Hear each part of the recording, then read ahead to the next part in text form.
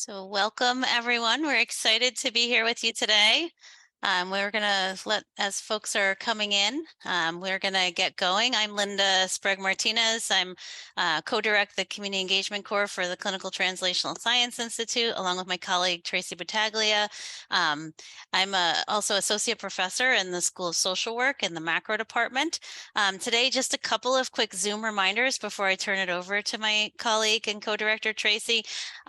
Just a reminder to keep yourself on mute. I feel like we all know all these things right now, but just the other day I was on a Zoom call, and someone picked up a phone call and I learned way too much information about them. So just a reminder, keep yourselves on mute if you're not asking a question or not coming on.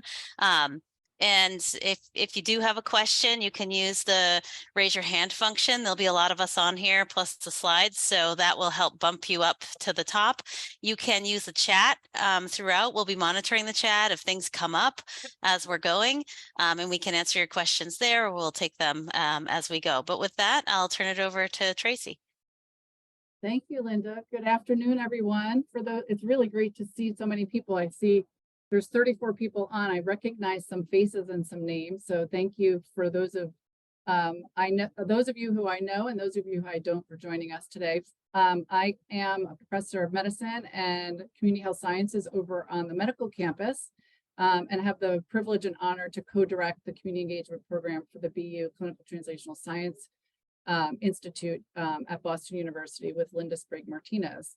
And so we're really, really excited to be here with you today. I just want to get a thumbs up that you can see my screen, and I'm showing you the actual, not my display, but the actual slides. Yes. Okay, good. Thumbs up. So I realize people are going to be trickling in. I understand we had almost 200 people register, so I anticipate people are going to be joining us as they come. I'm going to start with our learning objectives, and then I'm going to warm you all up. So I see some of you have your cameras off, and that's fine, and you're muted, but we're going to ask you to put your cameras on and participate with us so we can get to know who's in the room in just a moment. But first, our learning objectives. Over the next 2 hours, we hope that the participants in this session will discuss how institutional structures and white supremacy shape the academic research enterprise. Discuss the steps that you can take to co-design and submit research proposals with communities, and then understand resources and how to access them here at BU that will help you grow in your ability to practice the principles of community engaged and participatory research. So, we want to make the next few hours as memorable as possible, and we want folks to co-learn with us in this space. And so one of the core principles of doing community engaged work is knowing who your partners are. And so we want to make sure we know who's in the room with us today. So for those of you who've not done lightning rounds before, let me introduce you to what they are. We have a series of 3 lightning rounds. They're going to be small breakout groups, 3 to 4 people in a group. When you get in the room, you're going to only have about 3 minutes amongst your team. If you feel comfortable, please do come off, put your camera on and unmute. You're going to just let folks know in the room who you are and your role at BU. And if you'd like to share your favorite childhood toy, please share it with the person in your breakout groups. Look, at the end of 3 minutes, we'll bring you back to the main room, and then we're going to do a second round, and then a third round, and then we'll reflect on that together. So I want to check with my colleague, Rebecca Lobb from the CTSI program, who's going to be helping us get into our breakout groups. Great, sending everyone off now. All right, have fun. Name, role at BU, and favorite childhood toy. Here we go. Welcome back, everyone. I wish we had time to share our favorite childhood toy. That's always a fun one. But thank you for participating in that round 1. We're going to quickly go back and go into a round 2. The next round is, again, hopefully you'll be with new people once again. Take yourselves off camera, unmute, name, introduce yourself and your role. And now we're going to start to get a little bit into the content of today's discussion. We want you to start thinking about a trusting relationship that you have And we want you to think about what contributes to trust and maybe share just one word of what comes to mind for you when you think about a trusting relationship. So we're going to do the same thing, 3 or 4 people. We're going to spend around 3 minutes so that you each have a chance to share with one another. Then we'll bring you back to the larger group and we'll have one more lightning round before we dig into the content. Welcome back, everyone. Coming back from the breakout groups. That concludes lightning round 2. It's good to see some more familiar faces. For those of you who are new or just joining us, we're completing lightning round 2, which is really about who's in the room to get to know one another as we dive into the content for the rest of our time together this afternoon. So we're going to move on to round 3. We'll have a few minutes after round 3 to share reflections, so please feel free to do so when we get back. We're going to break you out again into random groups, maybe. Yep. Round 3, you're going to again introduce yourself and your role at BU. And then we want you to think about what makes collaborating hard. We just thought about trusting relationships and what contributes to trust. Now, when you partner and collaborate with others, what makes it hard? One word is fine, but share what you like with your breakout groups. So we're going to have Rebecca break us back up randomly into groups. So hopefully you've had a chance to meet a couple of different people that are with us this afternoon, and then we'll come back and debrief for a moment. 3 minutes and we'll see you back. Starting to come back, everyone. So Hopefully you're not too, I was going to say, hopefully you're not too dizzy from all that movement and travel. That was lightning travel for sure. All right, welcome back, everyone. I wonder if it's good to see everyone's cameras on and some animation in everyone's faces. We'd love to hear from some of you. Does anybody want to talk about what that activity was like for you? What you learned? You can raise your hand, you can come off mute and speak, you can throw something in the chat. Anything anybody wants to share about what they learned? I'll talk. Hi, it's Candace Hi. from Community Health Sciences, SPH. One thing I'm learning is that I keep forgetting how much like incredible talent there is across PU and just how much I want to tap into all of that. Yeah, I just have to say it's so exciting to just be thrown into a room and just get to know people that quickly. I wish we could do this all day. That's great. Thanks, Candace. Lots of talent. Agreed. We're going to co-learn and learn from one another today. Anybody else? David. Thank you. So it was fun. So I hope to do something like this in my other contexts as well.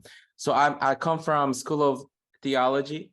So I'm an interloper in many ways, but I do like research in spirituality and health.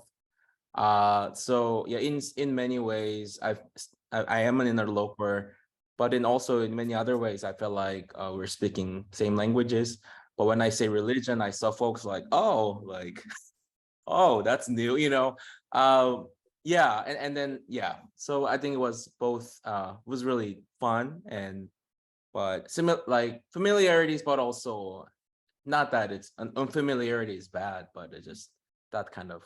Yeah, so it was really fun. Excellent. Fun and diverse perspective. So thank you for that, David. And I see Sumer, your hand's up. We'll hear from you and then we'll keep moving. Yeah, so my experience was it's so interesting that collaboration depends on your personal experience as well as your professional, and it changes. Like what I define, I was surprised that it wasn't similar, or it wasn't surprising, but it's interesting that it depends on your professional experience and also professional experience of how you define collaboration and engaging with the community. You guys are great. You set me up for my next slide. Thank you for sharing, everyone. So I'm going to move us along and get us right into the content, but we will have other opportunities to interact and plenty of time for questions. Let's see if I can move my slides. Here we go. So I was hoping, or we were hoping that that exercise would have brought up some of these concepts that I'm sharing with you on this slide. And that is that there are a set of community engagement competencies that have been defined by our colleague Shea et al. That sort of help us think about what are the types of skills that we need to build to be community engaged scientists. And we heard about them just now in the reflections from folks. It's really having a perceived and shared value for community engagement, having an openness and introspection and just sort of taking the time to sort of think about this, understanding our community and the characteristics of the community that we're working with, and having an appreciation for the different experiences of the partners. We just heard that from Suma and from David. And so, you really need these competencies as foundations to help you prepare for collaborative decision-making and collaborative planning, and having effective communication and equitable distribution of resources and sustaining partnerships over time. And so we're going to come back to these competencies because they are really what we sort of think about in our sort of capacity building programs in helping our partners to sort of build the skills in these areas, because this is really at the foundation of community engagement. And at the bottom of this sort of set of competencies is the word trust, because we really feel like it is foundational to community engaged research and community-based participatory research. And so at the center of trust, you need a number of characteristics to build trust. And we started to hear about them, and I think they're built in the competencies we just talked about. And that is co-ownership, transparency, equitable distribution, authenticity, shared decision-making, being vulnerable. You were all just vulnerable with one another in those small breakout groups. Uncertainty and discomfort, and welcoming uncertainty and discomfort to allow for growth. And then of course, sharing power and sort of sharing the room. And so we hope that that exercise sort of just helped you sort of warm up to this sort of concept of the competencies, and that underlying all of these competencies is building trust. And that, I think, gets at the art and the science of community engagement that we're going to talk about today. So I'm going to go through, get us started next on thinking about what is community engaged research and participatory research approaches. I'm going to get us started, and then I'm going to pass it off to my colleague, Linda. So this shouldn't look unfamiliar to those of you who are familiar with the notion of community engaged science. But it's really sort of this notion that community engaged research is a spectrum of an approach, and it's sort of, the spectrum sort of starts at sort of the traditional, what we sometimes call helicopter research, where the researchers are the experts, they hover into communities and they extract information and then they go away. And so community engaged research is really trying to transform that traditional approach to research from study participant to the community of interest actually being partners in research. And you can build in community engaged approaches along the spectrum to get to what we ultimately hope to get to, which is community-based participatory research, which is really the gold standard of community engaged research. And doing any of these approaches across the continuum can improve science, and specifically improve science that hopes to achieve health equity. And so, at the far left is that there's no influence on research design from the community, and that the context influences study design and research questions. And over time, if you integrate community members and they participate in dissemination of results, they provide opinions, and are solicited through, pre and post data collection, that's a start in getting to community engagement. But what we're really after is leveraging study results and partnerships to promote social change. And we do that by engaging the community members as full partners in the whole process, from the planning to the implementation and to the dissemination. And so this is a definition of the gold standard community-based participatory research from the Kellogg Foundation. And that is that CBPR is a collective approach to research that equitably involves all partners in the process and recognizes the unique strengths that each brings. CBPR begins with a research topic of importance to the community and has the aim of combining knowledge with action to achieve social change and to improve health outcomes and eliminate health disparities. This is what we all aspire. There are many benefits, and the scientific literature is continuing to to grow, to show us what the benefits of community engaged research are. We do know that when you engage the community in different aspects of research, it leads to increased trust and meets the expectations of our funders. Many of you are here today because your funding agencies are requiring that you incorporate community engaged methods into your work. And hopefully we'll be able to give you some tips to be able to go away and do that more effectively. We know that community engaged research informs relevant measures and tools. It facilitates recruitment. It facilitates dissemination and policy development. It helps us contextualize our data findings and ultimately helps to advance health equity. So, you know, I think that we've had a real transformation in the increased interest in community engagement and CBPR and health research in the past few decades. And I'm going to pass it off to Linda right now so she can start walking us through this changing research paradigm. So I'm going to go through a lot of slides. Everyone stay awake, take a stretch. And as we think about kind of just the history of where we've been and where we've come over the last couple of decades. And so, and these are, I always like to give a shout out to community partner Elmer Freeman, who is the Center for Community Health Education Research and Service, and is a great community-based participatory researcher. And over the years, we've given many presentations together.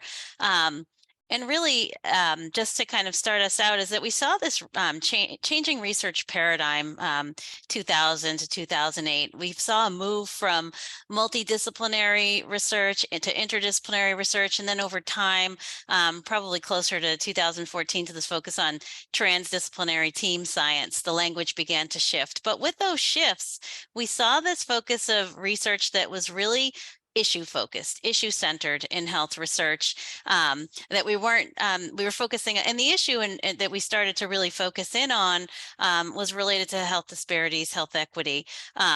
We saw translational research increasing, a focus on dissemination of findings, and with that, the participation of excluded groups. And I often will tell, when I talk about this in class, I talk a lot about how in my past life, I worked for the Office of Minority Health. And if you looked at early research pre-2000, you didn't see as much research focused on health disparities. You saw this increasing. The first wave of research that came in was really saying, hey, there are health disparities or health inequities. And I think a lot of us in the field, we knew that health inequities were there, but then we saw this research to support it and funding streams that were supporting it.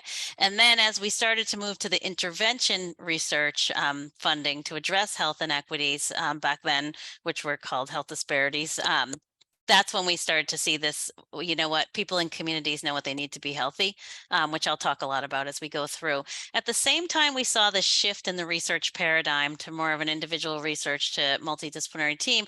We saw this increasing interest in health disparities. We saw Department of Health and Human Services set priorities related to health disparities. Centers for Disease Control and Prevention came out with a Healthy People Initiative. NIH strategic plans started to, and National Institutes of Health strategic plans started to include things related to focusing on health disparities. The Center for Minority Health and Health Disparities was established, which later, with the Affordable Care Act, became an institute. It was raised to institute status. And then both then the NCMHD, the National Center for Minority Health and Health Disparities, and the National Institute on Environmental Health Sciences were the two first institutes that really funded in health research, that really funded CBPR studies. First NIEHS, and then NCMHD. We saw the funding of CBPR grant portfolios.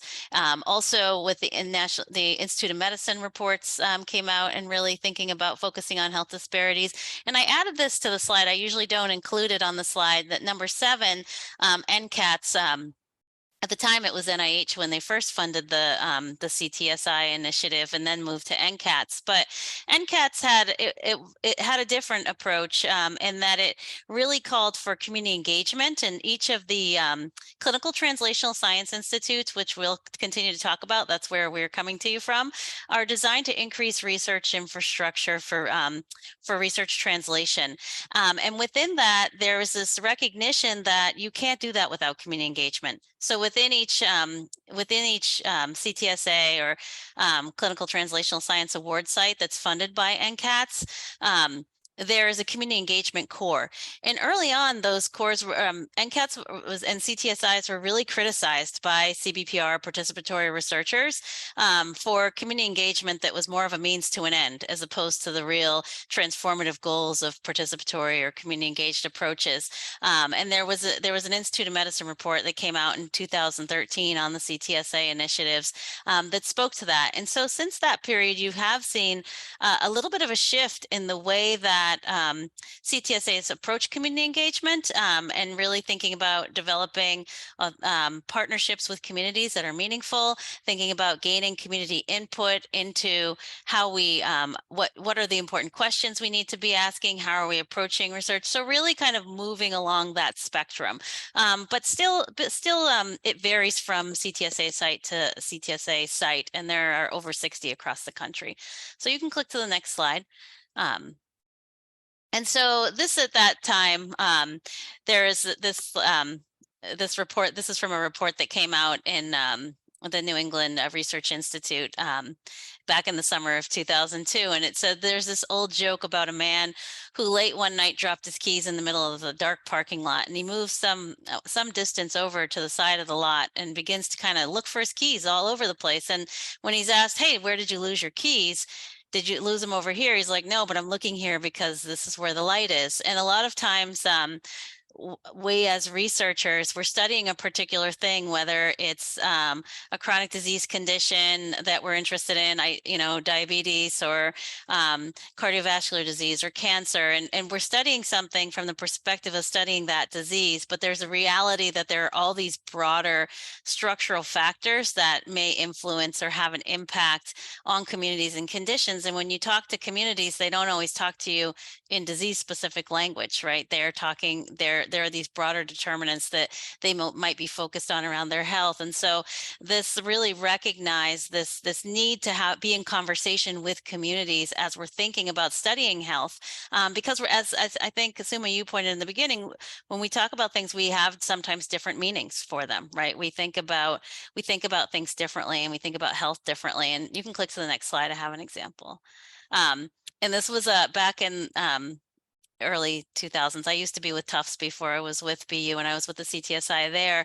And we did a project when we were funded where we kind of started to talk to communities about their priorities to find out what disease areas they might want to focus on and want us to prioritize. And no surprise, they didn't conceptualize health in the context of disease. They really talked about things like political power, affordable housing, living wages, transportation, all of these things. And they really knew what they needed to be healthy in terms of thinking about addressing the inequities in the community. And they directly tied chronic conditions to broader social structures. And so that really shifted the way that CTSA started to approach of partnering with communities around health. So you can click to the next slide. So there's a lot of alphabet soup, I realize, when we're talking about health, and same with community engagement. But when you think about CE&R, when we're talking about community engaged research, that's really this umbrella term. In my free time, I make these pretty word clouds, but it's an umbrella term for participatory and engaged approaches. And there are a number of them. We talked about CBPR, the community-based participatory research. We talked about, we didn't talk as much about YPAR, which is youth-led participatory action research, or PAR, participatory action research. And the term or the jargon that is used really varies by discipline. In health research, we talk about CBPR, it's newer. But scholars in education, which many of you may be from the education, have been doing PAR for a long time.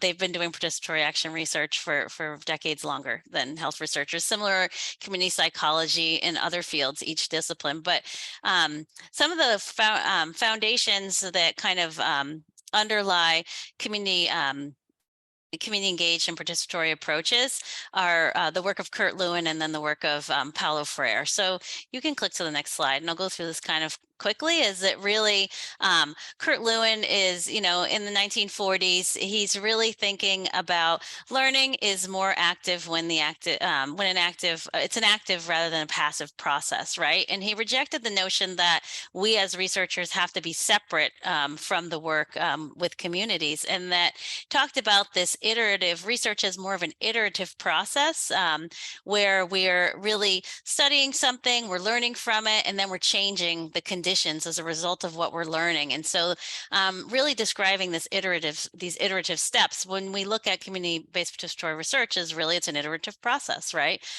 Where we're learning, we're doing, we're changing, we're modifying, and then we're continuing to learn from what we're doing. You can click to the next slide. It's my favorite, Paulo Freire, who really criticized, you know, the Western forms of education where we're assuming that people are coming to us empty and void of knowledge. We must fill them up with knowledge. He called it the banking system of education. But he really talked to the fact instead that we all have something to teach and we all have something to learn. And that process, and really recognize that as learners, as teachers, that as we are really learning and understanding, that we're developing this critical consciousness. So again, this inquiry for change, this inquiry to address conditions that are unjust, so that we can make those changes. So that's kind of where we see the underpinnings of Freire and community-based participatory research. You can click to the next slide. And so I do like to say this all the time. We talk about like research methods at CBPR, participatory approaches. They're not a method, right? They're an approach. Community engagement, community-based participatory research. They're an approach that can be used with any kind of method. They're designed to be applied and to catalyze action to advance justice. So I'm a qualitative researcher, and I can work in partnerships with communities to identify a question and set up methods that are qualitatively exploring that question. Or if I was someone who was doing more big data research, I could still work in partnership with communities, and I could think about what are the questions that we have, what are the variables we're going to use to answer them, how are we going to design the study, similar with a trial. The difference is that how we're approaching this, it's the approach that we're using. We're recognizing these are the principles of CBPR from Barbara Israel's 2003 version, and there are slightly different iterations of these over the years that have come out, but really recognizing community as a unit of identity. Communities have expertise. We're building on the strengths and resources that exist in communities. We want to collaborate and have equitable partnerships across all phases. We're creating the conditions for empowerment, right? And that involves power sharing. Co-learning, that we're all, again, learning. You can hear the Paulo Freire in there, that we're all learning from one another, and that it's really integrating this balance between knowledge generation, intervention for the mutual benefit of all partners. And that's why you can kind of hear some Kurt Lewin in there as well, that we're constantly seeking to understand, to learn, to intervene, to advance justice. So, and that it's an iterative process, and then it's a long-term process, right? That is sustainable over time, that the partnerships we have don't end when the grant ends, which it's different than when we're working with the community as a means to an end to achieve our own goals. So again, an approach. And so at the end of the day, the questions that we're thinking about are who gets to ask, these are the big questions, who gets to ask them, right? Who gets to ask the questions, who gets to interpret the findings, who gets to tell the story, because stories are important. I remember when I worked for the Office of Minority Health years ago, and every time I wanted to do something, I would hear from the commissioner, well, Linda, no data, no problem. No data, no problem. It's the reason I went back to school. I was so frustrated. I was like, what? I have to, learn to be a researcher too. So the underlying goals of participatory approaches are really redistributive in the sense that we're thinking about redistributing resources, power.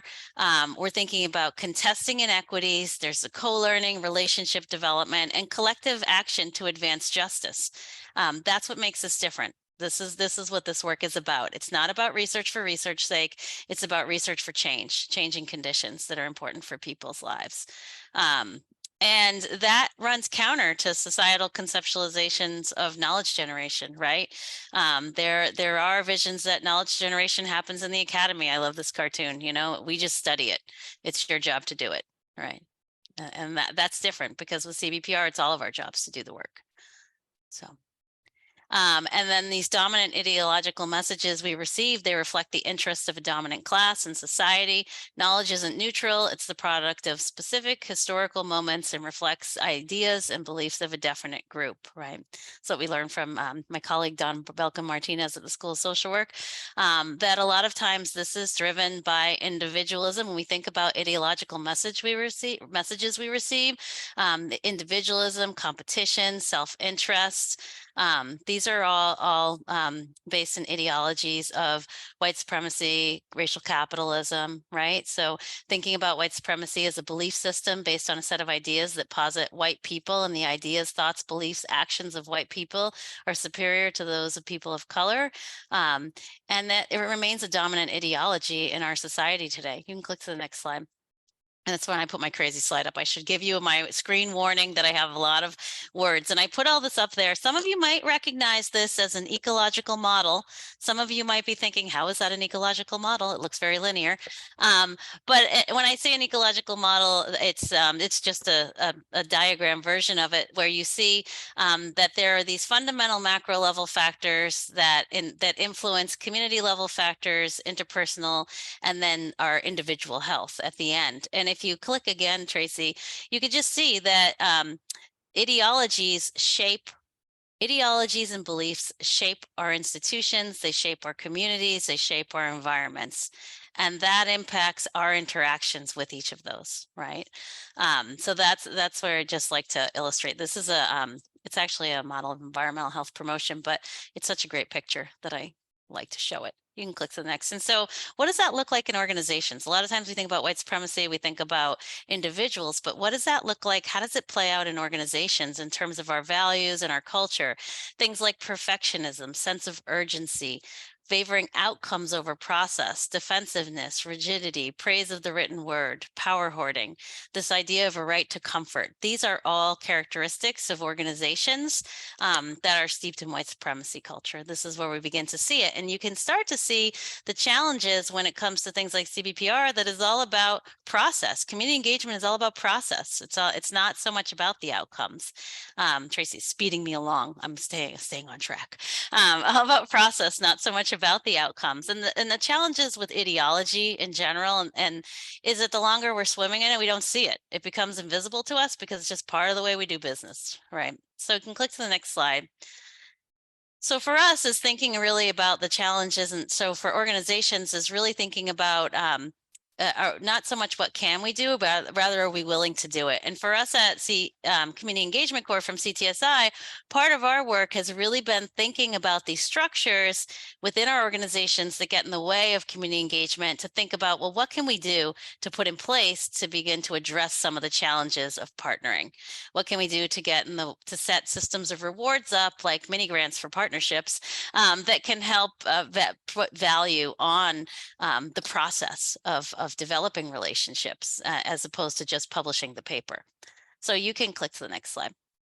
So again, relationships, building through the development of a shared research infrastructure, that's thinking of our goal. But again, I think the underlying, I said this earlier, is the underlying goals when we think about the participatory approaches are relationship development, co-learning, contesting inequities, redistribution of power, collective inquiry and action, and inherent in that is struggle. This work is hard, right? It's hard. It's hard to build partnerships because I can say for myself, I sit in the institution, and it's hard because I come to communities, and even if I'm a member of the community, I'm still of the institution, and I might be of both. And how do you grapple with that?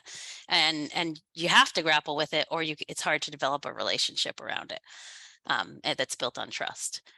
So you can click. So at the end of the day, I do like to always remind us that it's problematic that we need community engagement, right? It's hard that we have to sit here and think about we need to have a core that's dedicated to community engagement, and that participatory approaches and for many of our funders are still novel. But that's where we are. That's where we're operating, that there is a wall between in academic institutions and the communities that we're part of. And so we have to operate as such as really being intentional about this work in partnering with communities and working with them and recognizing these barriers. So questions, thoughts, reflections?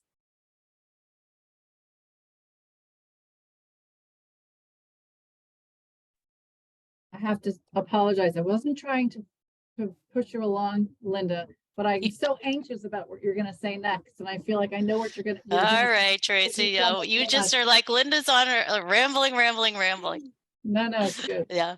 Just to provide, sort of a little foundation and preview for what's to come. I think this concludes the session that's really around the foundational pieces of, what is CE, why CE, what are the sort of historical foundation for CE.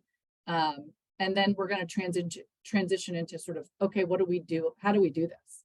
How do we get started? We're going to go through a case study, and we're going to also engage you in another breakout session. So this is an opportunity just to sort of ask questions about some of this foundational stuff.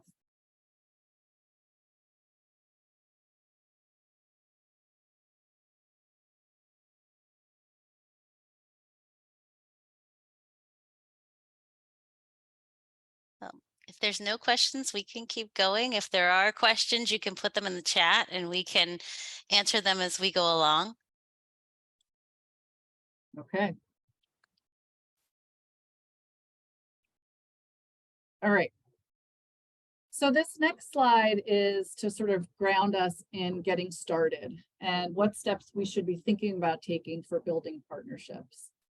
So if you start at that sort of first purple slot, circle to the left there, it's around critical self-reflection. And really, again, getting back to sort of those CE competencies of introspection and openness, and critically reflecting about who you are and what you're bringing to the table and how you're bringing yourself to the table. And before you start to create partnerships, you need to understand your own system and how it works. And then you need to get out and explore the other systems that you're looking to interact with. Connect and get involved with them before you can fully develop any relationships. And then once you start to develop those relationships, you want to find shared areas of interest, build mutually beneficial partnerships. And at that point, the co-creation process can begin. And it's really not until you do all of those steps that true co-creation can happen. And then ultimately you can get to a place of shared decision-making and resource sharing.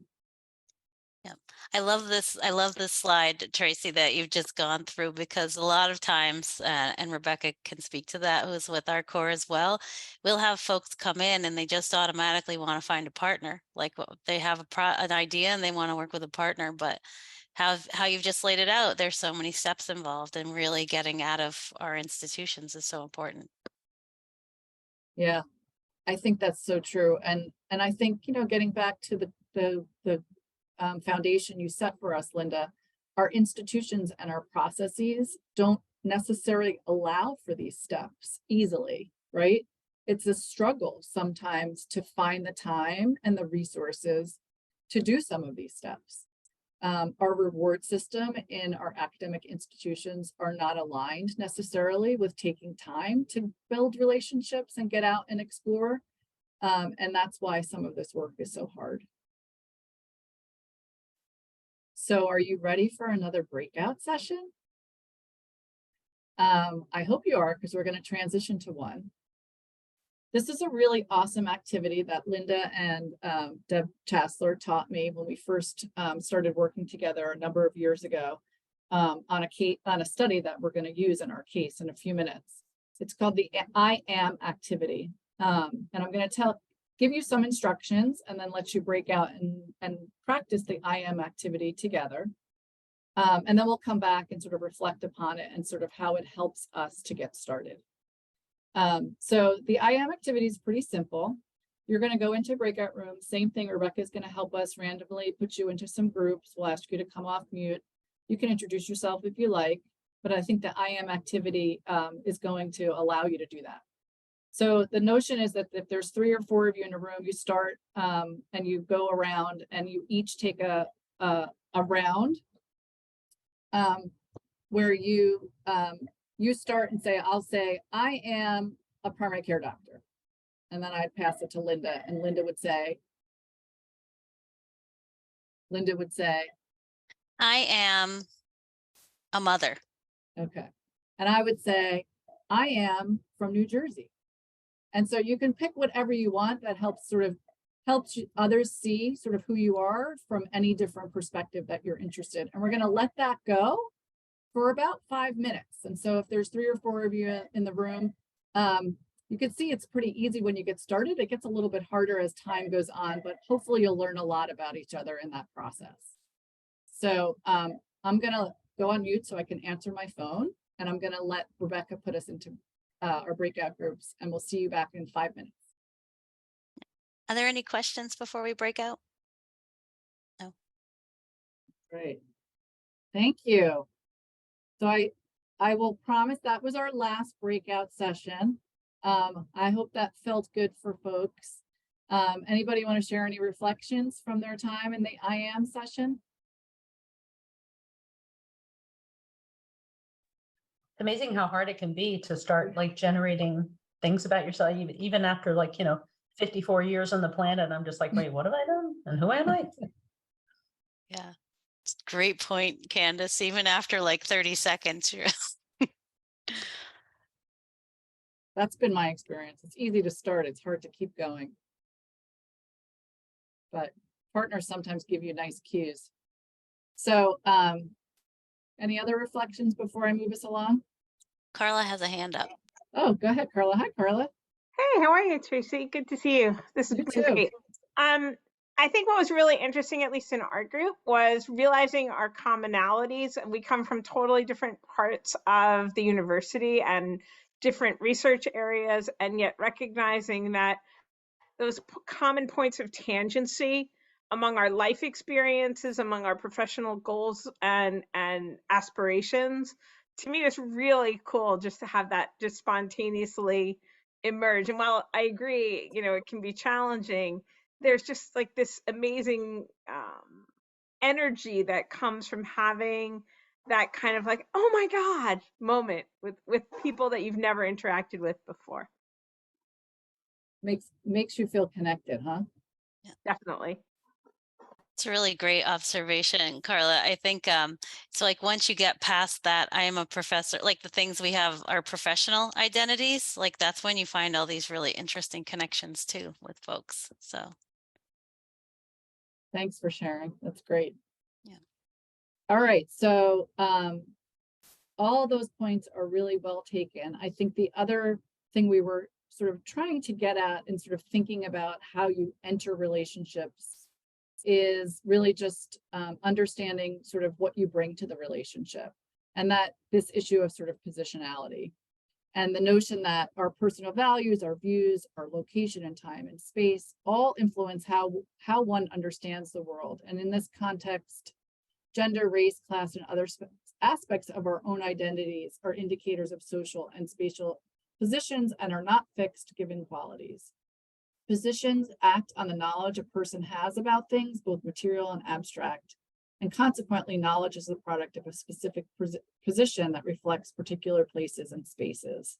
And so really just being aware of our positionality is a really foundational place to start in relationship building. So I'm going to pass it to Linda for this sort of next couple of slides around sort of the struggles in relationship development. yeah, and it's I think those struggles are, well, especially when we start to dig into positionality because of the hierarchy that we operate in. I don't know, I'm always the one who comes back to the hierarchy, right? And the ideologies that shape our environment, our positions are oftentimes assigned value in society. And so that's where some of the struggle comes in, right? Because we all come in with different sets of privilege depending on who we are. And I love this quote that I'll share with you by Adrienne Maree Brown, which if you have in your free time, take a look at Emergent Strategy if you haven't already read it. But Adrienne Maree Brown says, we struggle for the sake of building deeper unity, that we are honest and direct while holding compassion, that we each take responsibility for our own feelings and actions and seek deeper understanding by asking questions, right? And that's part of that struggle, is really understanding who we are, asking questions, learning, but also asking questions of ourselves as we take accountability for our own feelings and process through our own feelings in this work, because it's hard. And you can click Tracy. I have the visual of here on the side of really getting through like as we move outside of our comfort zone, especially in work environments, right? Because that whole idea of professionalism and we have to be without feeling humans at work, right? That it's hard to engage in this kind of work that involves struggle if we're not willing to get outside of our comfort zone, if we're not willing to move through the fear zone into the learning zone, into the growth zone, and kind of moving ourselves forward to really challenge ourselves to address and move through the discomfort and to sit with it, and to sit with it, not put it on other people, but to own it and work through it. So that's an important part of the work. And I had a doctoral student a couple years ago now who was looking at the literature on community-based participatory research and how partners come to grapple with inequities that are inherent in the partnerships that they had. And it's, people aren't publishing that stuff. There's very few, she found very few studies. She did a systematic review, but that's the important stuff. This is that process that we need to kind of put out there, but sometimes we're not willing to put it out there in the literature. There are a few good duoethnographies, but there's a lot more, I think, that could go into it. You can click to the next slide. You can click again. I might have gotten a little unwieldy with the animation, but I do like to talk about this old school Tuckerman, 1965, the phases of relationship development, especially as we're digging into partnerships, is that, all groups, you can click all of them if you want. You can spoil the surprise, get to the end. But oh, my G fell off, performing, but the forming, norming, norming, performing, that all relationships as we come together, all groups, if we think about group work coming together, we come together, we set agreements, we set goals for ourselves. In the beginning, everything seems great. We're all excited to be working towards these goals together. But then as we get to know each other, the conflicts start to arise, right? The more comfortable we get, the more likely we are to share the discomfort, to push back. And we oftentimes go through conflict or disagreement in relationships and partnerships. And in research partnerships, sometimes this can be frustrating because you're like, wow, I thought we were moving forward and all these issues around trust are coming out. And when all that storming happens, it's actually a good thing because you know that we're ready to kind of we're open to sharing our frustration with each other. The worst thing is when you're starting a group or a new coalition and everyone's smiling and everything's great, and then you're trying to get at not everything is great. It can never be all great, but through that storming, so that then we begin to norm and really reestablish our group agreements and what we're going to move forward. And that process within group development can go back and forth throughout. We can be performing. I work with a community-based participatory research partnership that's been around since about 2007. Group was going really well. Just a lot of amazing work was happening. It was growing. But as it grew, all of a sudden things started to fall apart. A new grant had come in. I think it was like the third or fourth grant the group had received. And just things were not going well. Like meetings weren't going well. Nothing was going well. And well, what happened is that new people, as they started to come into the group, there was no norming process that happened along the way. No one got the history. No one took the time to kind of sit, you get used to it after a while, but then as you grow, you have to kind of go through that process of bringing new people into the group. So something to think about. Now they're performing again, but it took a couple of years to get to the place where we had been a couple of years prior. So important to think about. So in terms of, but earlier I was saying, I'm going to actually, I can turn this back over to you, Tracy, if you want, or no, I'll do this one. Sorry, I got off of my track for a second, but earlier I was talking about the fact that there's when you think about participatory research or approaches, even though CBPR and community engagement are approaches, there are methods that we use to advance engagement. And there's like participatory budgeting, for example, is a great example that partnerships will often use as they're planning out grants, which for us is a little different because sometimes when we're developing our grant budgets, we're not everyone's involved, right? Because we do and have a culture of not always sharing all that budgetary information, and salaries are quiet in this country, whereas other places are much more transparent. But participatory budgeting is a great way to really build in transparency and trust from the beginning. But again, this means you got to know your system in the sense of how budgeting works in your system, how do subcontracts work, consultancies, the difference between them. So there are some steps some background you have to have in order to do that work. Similarly, planning charrettes are another method.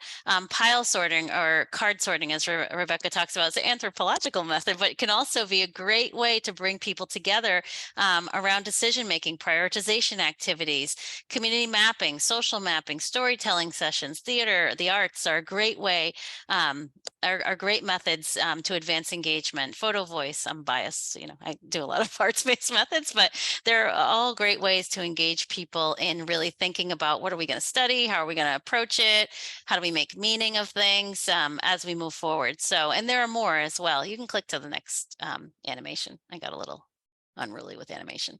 What about other folks in the group? I know that there are a lot of community engaged researchers that are here today, people who use community engaged approaches. What are you using in your work? If you want to share in the chat, or if anyone wants to chime in an example of some of the things that they're doing.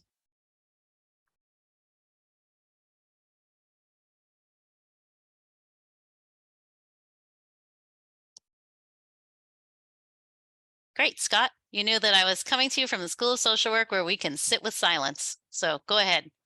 Hi, hi everyone. I'm Scott Wilson, and I work in Central Research Administration. This might be a bit of a left field response to your question, Linda, but when I was based in the UK, as well as having a scientific career, I was also a playwright, and I was sponsored by some leading UK theatres, and I did quite a lot of theatre work.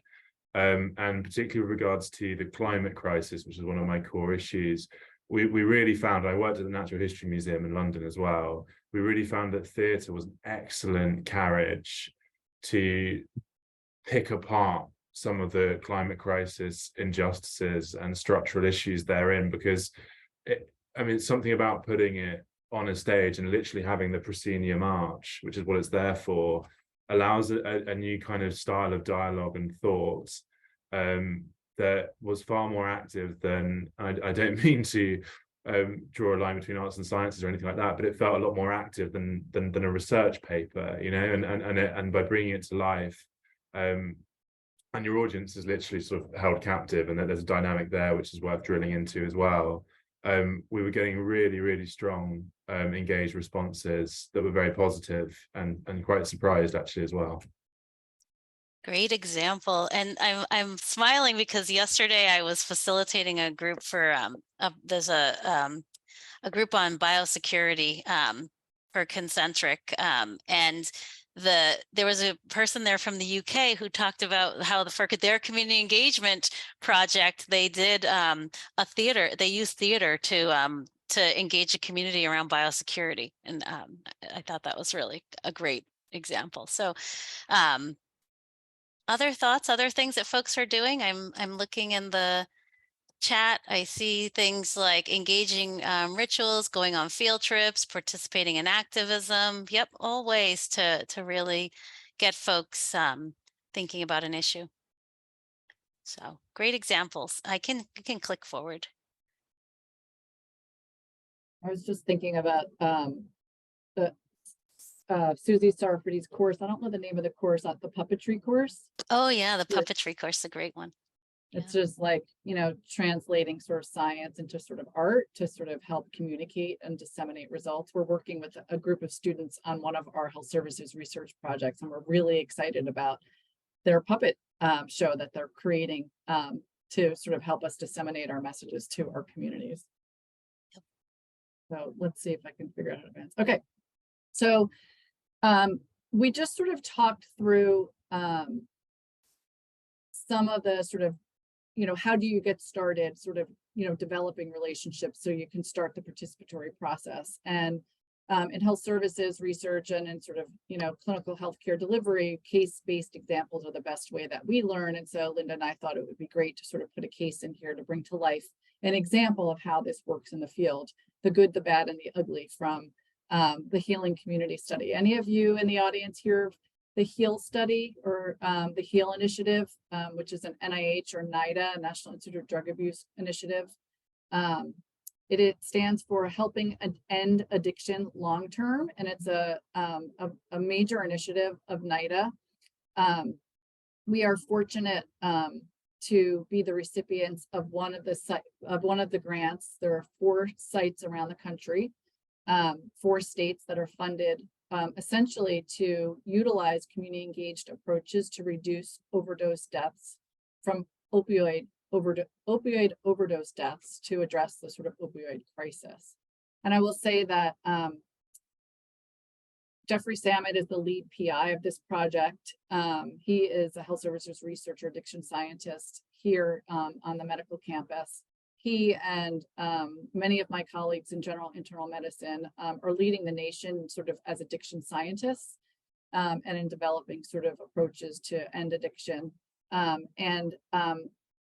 Jeffrey Samet has been my boss for many, many years, and we always had mutual respect for the work that one another did, but I'm not an addiction scientist, and he hasn't historically been a community engaged scientist. And so this funding announcement really was the first opportunity that we had to collaborate on in science. And so, much to the credit of NIH and NIDA, the recognition of this very complex issue of the opioid crisis requires community engaged approaches to figure out how to, move us forward to ending unnecessary deaths from opioid overdose. So we're going to walk you through the Healing Community Study design and sort of the participatory approaches, and then Linda's going to walk you through, some of what we learned and some of the challenges in doing this work. So the Healing Community Study is a complicated multi-site parallel arm cluster randomized waitlist controlled trial. So it is scientifically rigorous, and it is its goal is to evaluate the impact of what's called the CTH, the Community That Heal model, compared to usual care. And I'm going to describe what the CTH intervention model is. The notion of this study design is that there are 2 waves. Wave 1 communities, which are randomly assigned, or communities randomized to implement the intervention first. And then in wave 2, communities are get the waitlist arm get the intervention later. And the main outcome is comparing wave 1 and wave 2 during that first wave in terms of outcomes. And our goal is to reduce opioid overdose deaths by 40%, a very lofty but necessary goal. This is the study design, and it looks complicated because it is complicated. What's not reflected very well in this image is that really it's a sort of 3-legged stool, the intervention. The notion is that the Communities That Heal intervention, which is those first 2 columns, include one sort of stool leg of community engagement that is driven through coalitions, local community coalitions, because they know what they need to address this complex issue. And the second leg is health communications and communications campaigns to address stigma and to sort of get the word out about opportunities to address opioid overdose deaths. And then the third leg is what we call these EBPs, or evidence-based practices, that are known to reduce opioid overdose deaths. They can occur on a continuum of care. It's called ORCA. Here's that alphabet soup again. And that the notion is that each community that's randomized to be part of this study would work together to co-create solutions that include community engaged coalitions that come together, utilizing communications campaigns and evidence-based practices to address opioid overdose deaths in their communities. The outcome, of course, is to reduce deaths, and we do this through a data sort of driven process. What's important to recognize in this intervention is that coalitions were not at liberty to choose anything that they thought was important to reduce opioid deaths. NIDA, the funding agency, made it very clear that evidence-based practices had a specific definition, and they're listed for you in the 1, 2, and 3 sort of domains. In that there is evidence that opioid overdose prevention, education, and naloxone distribution in high-risk populations can reduce opioid overdose deaths. That effective medications called MOUD, medications for opioid use disorder, can also improve outcomes. And then the third approach is safer opioid prescribing. So while the coalitions can choose interventions that fall within these domains, they had to fall within these domains. So there was some structure to what the coalitions could choose. This next slide demonstrates for you the 67 healing community study communities. They were chosen across the states to represent the communities that have the highest opioid overdose deaths. You can see the Massachusetts sites are distributed across the state. They include urban, suburban, and rural communities. The other states include Ohio, New York, and Kentucky, which were chosen sort of for the same reasons. The study is built on the premise that each community has the expertise necessary to inform solutions to be successful for their own community. The research design requires a partnership between research and local communities through community-driven coalitions. And the strategies found to be effective would be a model for other communities across the country to follow. So in terms of sort of getting started with this coalition sort of driven process, the initial group meetings were designed to really meet each of the communities where they were at. Many of these communities already had existing coalitions, and of course, we started with those coalitions when they were present in these communities. Not all communities had coalitions, and not all coalitions were fully functional. We collaborated with municipal leaders and public health officials, and in order to implement some of those evidence-based practices, which were sort of health center driven, we had to partner with health centers and hospitals. So initial group meetings in each of these communities identified these existing sort of resources.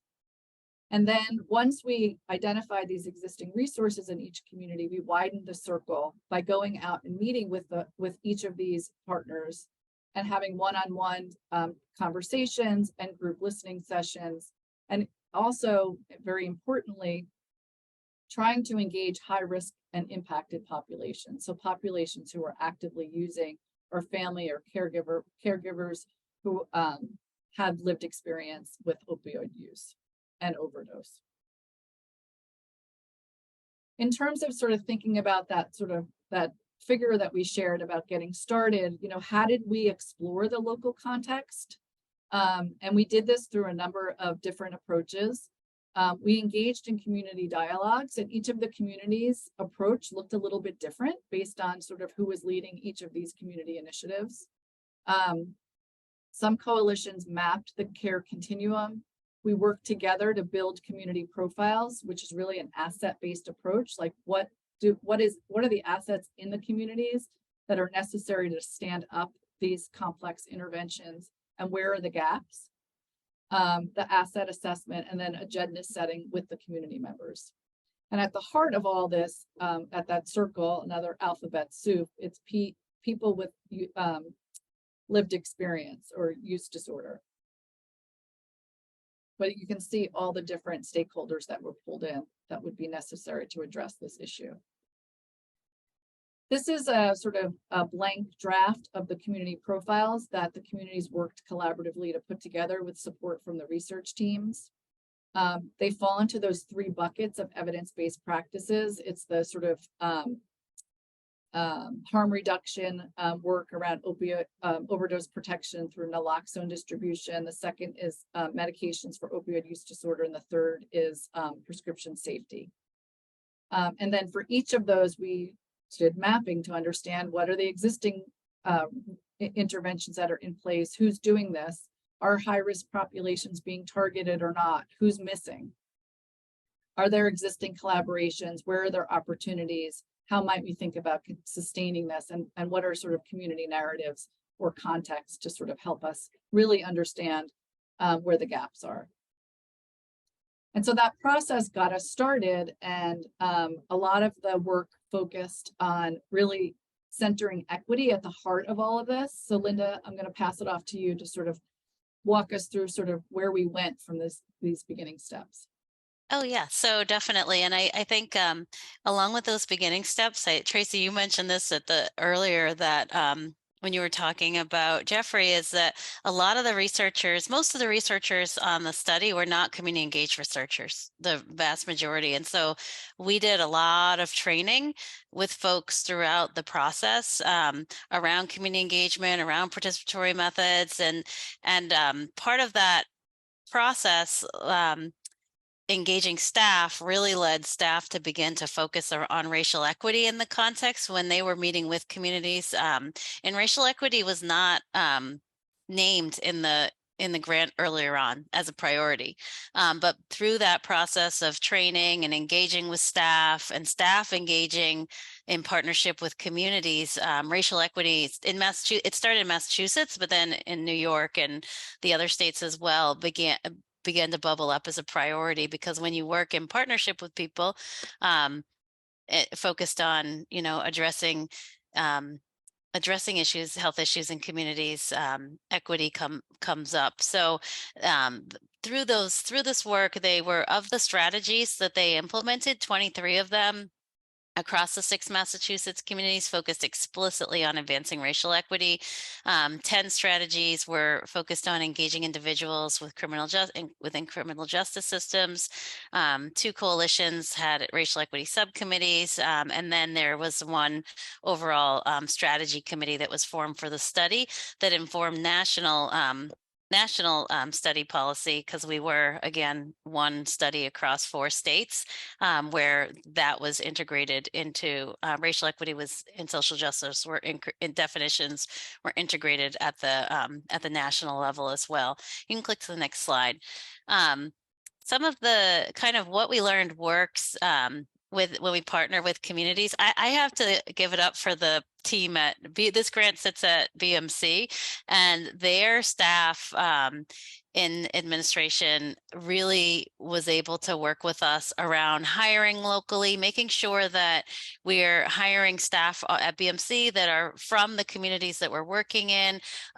Also did amazing work around subcontracting. I don't have a bullet here, but they got really creative in terms of meeting communities where they're at to ensure that subcontracts were working for communities. And that required a lot of additional time and effort on their side, but it really helped because the worst thing is when you're doing a partnership and you can't get your people paid. Your partners aren't seeing any funding, but there's work being expected. So they really were able to set up accounts that work for people in communities and small organizations, large organizations. They met with each individually to think about how their account would work. Understanding local dynamics, really taking the time to hear people, valuing local expertise. Transparency was key. Follow-up, being really precise. This is Deb Chassler's words, being really precise around the who, what, when, and where, and how, when we're answering questions. Don't give them all the ambiguity, just be direct. And then this comfort with uncertainty and sitting with discomfort. So those were kind of some of the things that really worked in the partnerships. And then I can talk about the what didn't work, because a lot didn't work. but The other thing I realized, Linda, that's not on this slide, and I think I saw Deb Chassler in the room. I'm not going to put her on the spot, but we didn't mention the community advisory. Oh, the advisory board. Yeah. There's an advisory board that sits as part of the Healing Community Study. That over each state was required to have an advisory board, and then representatives from each state were on a national level advisory board. But I'm going to keep us moving because we're going to run out of time. So, and then some of the challenges here is this was one quote from the advisory board. I feel like I'm shouting into the wind, really being able to hear people. You can't just ask people their opinion and not, or as people are kind of letting you know things aren't working, you can't just kind of not listen. You've got to listen to communities. And then this is my favorite cartoon ever. It kind of just reminds me of the study. Alternatively, I can do it well and miss your deadline. And this is one of those pieces where you realize when you're funded, this is, we're funded by NIH. It's one of the largest studies, a $350 million study across 4 states. And we are, and NIDA has is putting a lot of pressure on the PIs, puts that pressure is trickling down. And so when that happens, there's that rush, get to the outcome. And this work is all about process. This work is all about the relationships. If you don't put the time in on the relationships, and that sense of urgency that's driven by white supremacy culture gets in the way, you're going to have to do it again. Or you'll have what we called all the time in our community engagement group for this project, clean up on aisle 9, because people's feelings are going to be hurt. I felt like a grocery store worker that it was constantly being called for cleanup on aisle 9, or a firefighter at times, because if you're rushing and getting into that, it's gonna get in the way of relationships. People are gonna feel it. You're better off being honest and just saying, you know what, I'm rushing right now. How can we move forward? Like having conversations, making time. Power differentials were challenging issues. Distribution of finances at some points were challenging early on before we came up with those really great solutions. Capacity, infrastructure, this whole idea of credibility and expertise. Communities have data. They collect data, many of them, but then sometimes as researchers, we're kind of like, well, we have our data and we have what we know and we're experts because everyone tells us we're experts. And so those things can all get in the way of the partnership. And we saw them throughout the process, especially on a really large study with many layers of people who are staff members who are in the communities every day, who have maybe managers who aren't in the communities every day, that don't have the same nuanced understanding, but then the folks who with the expertise that are closest to the issue don't have as much power as maybe the managers or senior managers or program directors or PIs, but they have the most knowledge. And so how do you set up a system where you can really value that knowledge of your frontline staff, of your community members? Because if you don't do that, you get a us and them dynamic, like it's leadership. Leadership is problematic, so you really have to create a system where we're all leaders. And so how do we all work together to make sure we're hearing each other? So you can click to the next slide. So again, we're back at these competencies, doing this work. When we think about really being able to engage in it, we have to be open. We have to be open to thinking about expertise differently. We have to make time. The whole idea of introspection and openness is always interesting to me, because that means we have to make time to actually reflect in the midst of our busy days, and to really think about what's working, what's not working. And we have to also do that to be able to communicate effectively. Sorry, I just failed to communicate effectively for a moment, but these are really interconnected, each of these, right?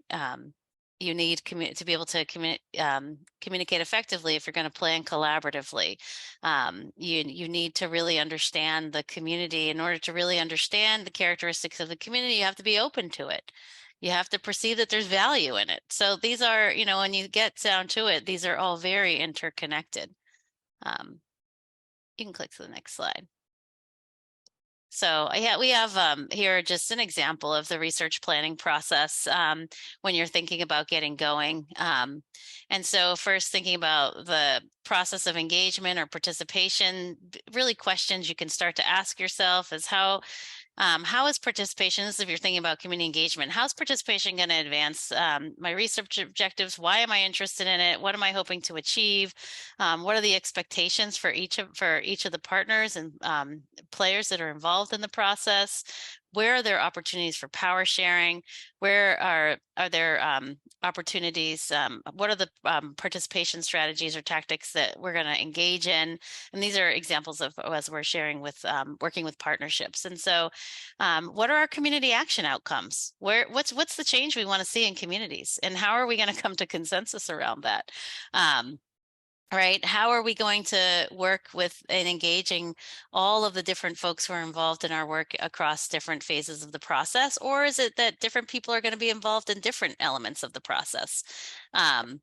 And thinking about how will community members be involved at different levels of engagement. We didn't talk as much about this today, but it's something that always comes up in partnerships. Who owns the data, right? If we're working in partnerships, you know, we can think about all the data. We ask partnerships we work with, what kind of data are you collecting? How are you gonna store it? But who's gonna own it? Who's going to own the data at the end of the day? Are we all going to own it? Is anyone going to be able to write about it? I've worked with many partnerships who community members they'll read something about their community and they'll be like, wait a minute, this isn't what is this? This isn't our story. Why is this being published? Or, you know, a lot of times partnerships will set up agreements in the beginning related to publication and data and how it will be used in notification, just so that doesn't happen. You can click to the next slide. And then again, dissemination, what's one thing we think about with partnerships related to dissemination of what's the audience you're trying to reach, what are the objectives, what's the most effective way to reach the audience. A lot of times related to dissemination, like I could say myself as a researcher, I'm interested in publishing papers because that's what I need to publish papers or write books or in order to, you know, for my goals. But my community partners might have different goals, right? They might want to put out a policy brief. They might want to write an op-ed. They might want to use the data just to get it into the next grant. They might have a social media campaign they want to do. They might have, you know, a policy brief that they want to put out. But all of, like in the beginning, when we're first forming the partnership, we're thinking about this in the beginning. We're not thinking about it when we have the data. We're thinking about it in the very beginning when we're writing the grant, because we're thinking about what are our overall goals, where do we want to see change, what are our research questions that are going to give us the data to lead to that change, who's going to own the data, and then how are we going to get it out there. So you can click to the next slide. Questions. That was a lot of information. And questions, thoughts, reflections.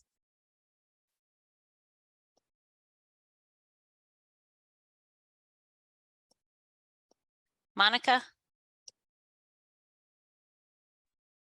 Yes, thank you so much. My question is around data ownership.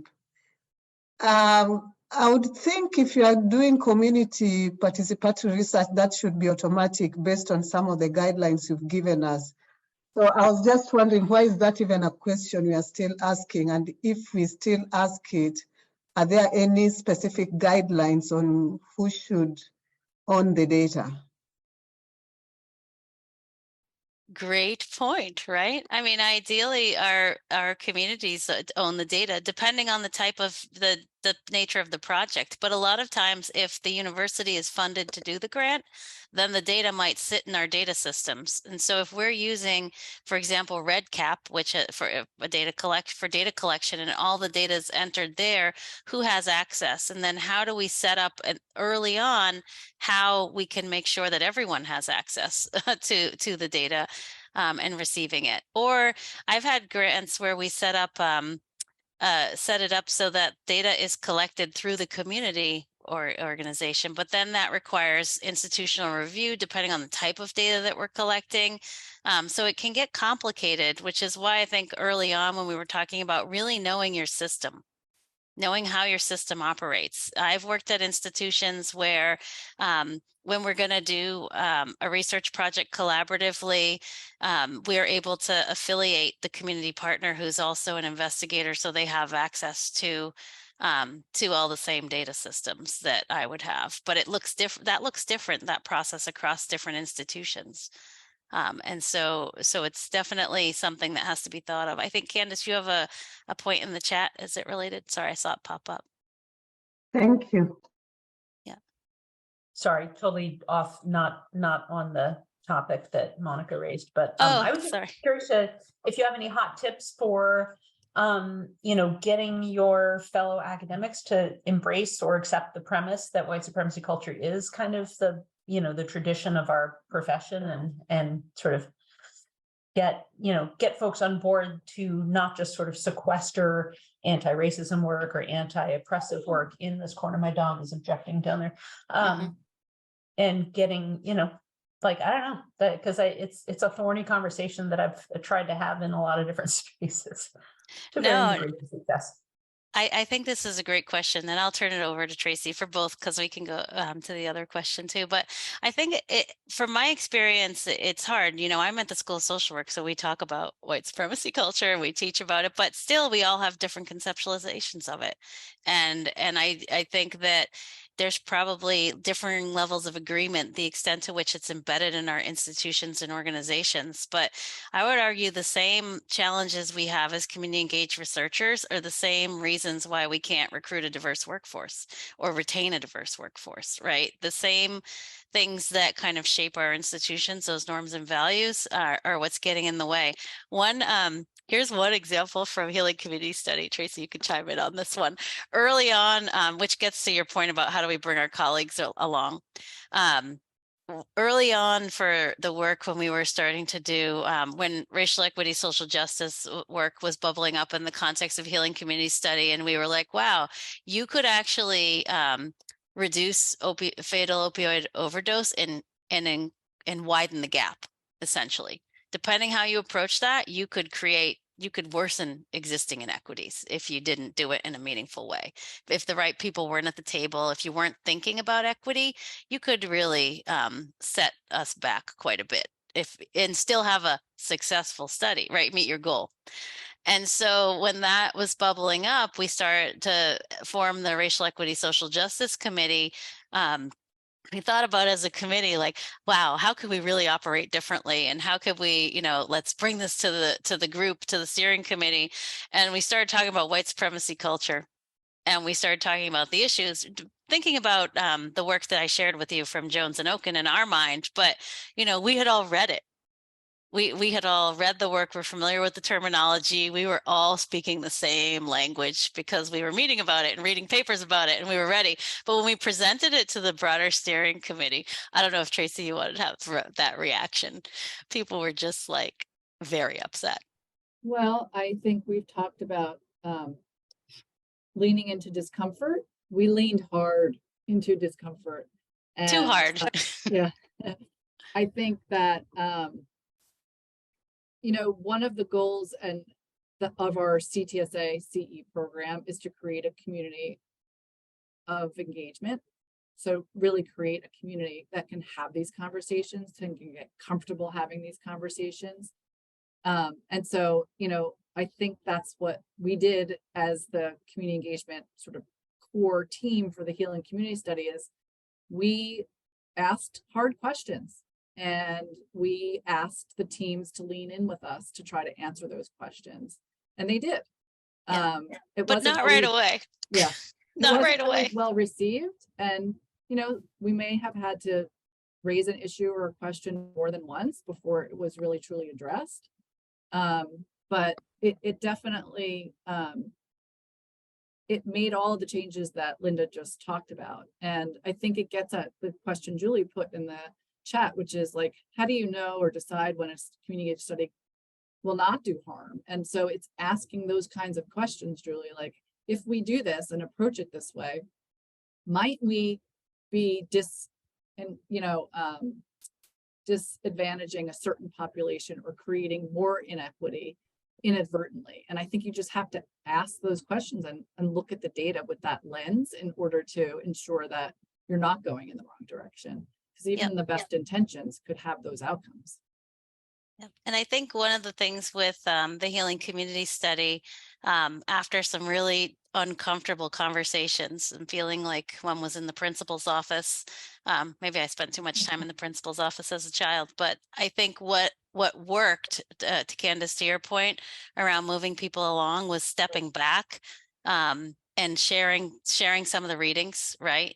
Because it's easy to get defensive when you're hearing these terms if you're not doing the same readings, right? So sharing some of the readings, having, as Tracy said, those really hard conversations, and then thinking about who's delivering the message to who.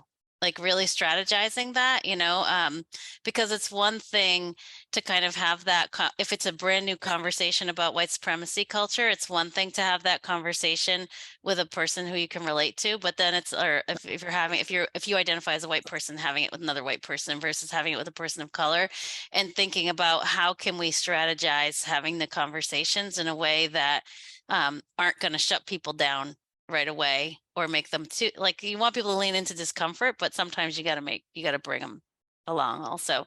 And that really worked. Like we had I would say a champion, one of the champions on that study who was really great in moving along a lot of the work around racial equity and community engagement, probably from, not everyone would think about her, is it like, but a woman named Carly, she was a project director, and she really, like, you shared something, she leaned into it. One day she was like at a meeting, she said, you make us do all these weird activities that are corny, but then we're like, wow, they really resonate and they work and they get us moving forward. So she was a champion, I think, of this work from behind the scenes, and especially around, you know, reading, like when she read the piece about white supremacy by Tema Oka, and she was like, wow, okay. And she said, we need to start talking, like she moved us forward in that area in a really good way, I think. So yeah. Other thoughts? I'm looking at our time. Yeah. I thought I'd just say that that same woman that Linda's talking about, at one of our first racial equity social justice meetings, she questioned why we needed such a committee or a strategy group. So you might think that people can't move, but you know, it's been years and everything Linda said, but yeah, just noting that. Yeah. Awesome. Yeah. So I think our colleagues on the Healing Community Study have demonstrated many of the competencies that we talked about, and the introspection and openness and respecting the expertise of other people in the room, and, you know, really thinking critically about how to share power and resources. And so we've come a long way, for sure. Yeah. And even around the participatory methods that because it's not a community-based participatory research project, right? It's a community engaged project that's coalition driven, but they're using so many participatory approaches now. Like they're using photo voice in part of their data, their landscape analysis. And that's led by the Massachusetts team, has brought other states along. They're also done some really great work around data walks and engaging communities in looking at data, thinking about data, what it means, but great visualizations. So very exciting, exciting work that's happening there. So some of the last things we want to make sure we have time for questions and dialogue. We had some additional resources we were going to share with you as well, just that are available through our program. You want me to share my screen again? We can share the screen again. We can go through them quickly, and that way we can. What do you see? Do you see my slides or the? Yep. We see all your emails, Tracy. Just kidding. Where'd I go? Yep. That's right. Let's keep going to the. Okay. So we wanted to leave you with some actionable items of how to access some of our resources to act on some of what we just talked about. So you've met part of our team today. Shout out to Rebecca, who's been the master Zoom operator today, but she's much more than that. She's our assistant director and really helps us with the vision of our program and implementing all the moving parts. You met Linda and myself. Deb Chassler is also with us. She's a senior researcher at the School of Social Work and an integral member of our program planning. Jen Pamfield is our community engagement specialist. And I know Melanie Rocco is also here, or I saw her earlier. She's our project manager. So we couldn't do this without the whole team. Our specific goals of our program are threefold. One is capacity building, growing capacity for community engaged work. That's sort of what we're trying to accomplish with our time with you today. Partnership development, seeding and nurturing partnerships between communities and academic partners, and then disseminating best practices. We do that through a number of services, and I'm going to walk you through some highlights of them. We have a number of structural supports, including advisory boards, We do fund community partnership grants. We do one-on-one consultations with investigators and community members. We have networking sessions, and we have a number of different training and education programs. I'm going to highlight a couple, and I'm going to pass it off to Linda to highlight a couple of others, and then let you know about our next third Thursday community connect. Oh God, help me! Community developing a culture. Oh, creating a culture of community. Yes, sorry. That on Thursday. We have a health equity and COVID research community advisory board that Rebecca and Jen Pamfield have really been instrumental in standing up. We have 8 members from across 7 different community organizations that are really focused on racial equity and social justice, who have come together to help us set up some infrastructure to support investigators on campus who are interested in incorporating health equity into their research approach. They have developed a really fabulous process, including a health equity rubric, which is a tool for researchers to evaluate their approach. And then they will have a consultation with you to review your program and give you feedback on how it aligns or doesn't with the health equity rubric. So that is a service that's available to anyone on campus. Another major partner for us are our Boston HealthNet community health centers, who are serving some of the most marginalized populations in our city. We have been working with them for a number of years to set up a system to help bring research partnership opportunities to them much earlier in the process. So not after investigators have funding and already designed their study, but when investigators or community members have ideas about what the community needs, bringing them together and supporting that process. We can support that relationship building and setting up opportunities to partner with researchers. If you scan that QR code, it'll take you to our website that walks through the actual process that you can utilize if a community health center is a partner of interest. And then Linda's going to talk to us about our training, education, and our seminar series. Yeah, so we have a number of different training and educational opportunities. We have a graduate course that is focused on community engagement that's offered in the spring. We'll also give a shout out to Madeline Scammell, who has an amazing graduate course that is in the fall in community engaged and community-based participatory research on the school. That's at the School of Public Health. The other is offered through the School of Social Work. We're doing an applied project right now in partnership with the Housing Authority to meet some of their data needs. We have the third Thursday speaker series, which our next one is tomorrow. If you're around, we're going to be hearing from researchers. Oh gosh, Sarah Bagley and Avita, whose last name I just forgot, from UMass. They came together in a partnership. They were funded by our community partnership grant to put together a project focused on a collaboration to address youth overdose. And they are going to tomorrow really dig into their relationships and how it formed, what some of the barriers were, what worked for them. But if you scan the QSR code, hopefully it works and you can register for that. We also offer workshops related to communicating to engage. We have a learning collaborative that goes with once people are funded by the partnership grant, and that's a $10,000 grant that's really dedicated to a university researcher coming together with a community partner to build a relationship and identify a shared area of interest for research. And then we have an online program called Communities Connecting to Research that is designed for community members to learn about the research process, or for new investigators to learn about partnership research process. So you can click to the next slide. The partnership grants I just mentioned, really they're focused on building a relationship, exploring shared interests, collecting some preliminary data as well to think about towards the goal is to put together a larger grant to a funder or to our pilot program. We also have a pilot grants program, but those are $10,000 grants, and the pilot grants are through the CTSI are available. They're usually about $50,000 grants. So you can click to the next slide. And then Tracy mentioned this, we provide consultations come see us. We love to talk to you about your projects and think about ways to support you.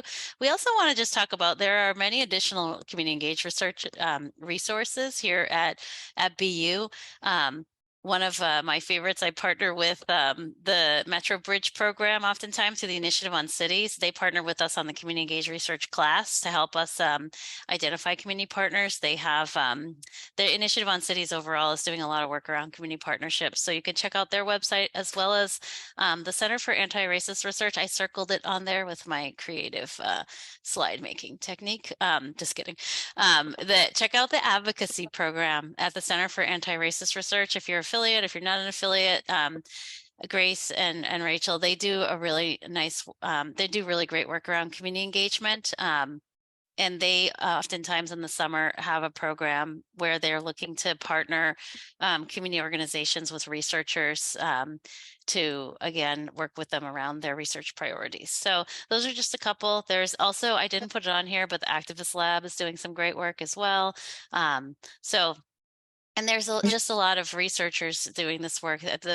I always love to give a shout out to the Ed School. They have some amazing school partnerships they're working on as well. A lot of community expertise. Yeah. Partnership grants. Yep, partnership grants. Yeah, the Center for Anti-Racist Research has a partnership grant too that's offered in the spring. It might have already, it just went by, I think. So, yep. And our grant will be coming out in the next week or so, so be on the lookout for it. If you have a partner or that you're thinking about working with, that you want to develop a relationship with to do some research, let us know. Thanks to everyone who stuck it out for the 2 hours together. It was really, really a pleasure to get to know some of you and to see the broad interest. And I think as Carla sort of pointed out, really understanding the diversity in the room and, what everyone sort of brings to the table. There's a lot that we can share with one another. And our goal is to really sort of create this culture of community.